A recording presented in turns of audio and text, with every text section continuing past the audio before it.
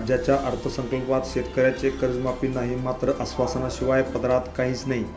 शिवसेना नेते माननीय शिवाजीराव पडळकर यांनी केली जोरदार टीका. विधानसभा निवडणुकीत भाजपा-प्रणित महायुतीने शेतकरी व सर्वसामान्यांसाठी घोषणांचा पाऊस पाडला होता.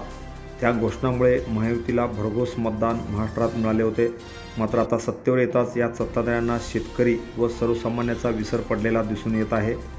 कर्जमाफीचे गाजर त्यांनी दाखवले होते, मात्र त्याचा कुठेही उल्लेख या अर्थसंकल्पीय अधिवेशनामध्ये केलेला नाही. त्याशिवाय लाडकी बहीण योजनेसाठी पैसे वाढवण्याचे आश्वासन दिले होते, तेही पाळले गेले नाही. त्यामुळे शेतकरी व सर्वसामान्यांची ही घोर फसवणूक राज्यातील महायुती सरकारने केली असल्याचा आरोप जत तालुका शिवसेनेचे उबाटा गटाचे उपप्रमुख माननीय शिवाजीराव पडळकर यांनी केली आहे. Press the bell icon on the video and never miss another update.